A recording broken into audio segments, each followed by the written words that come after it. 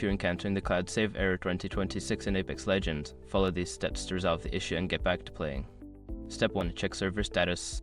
Visit the official Apex Legends server status page to ensure that there are no ongoing issues with the game servers.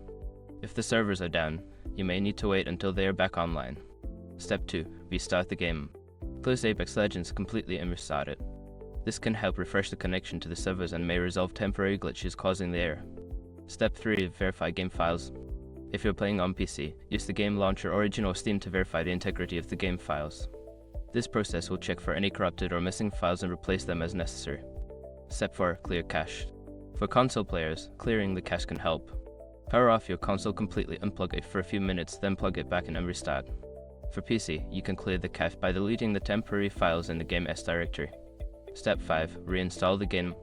If none of the above steps work, consider uninstalling and then reinstalling Apex Legends. This can resolve deeper issues with the game installation that may be causing the cloud save error.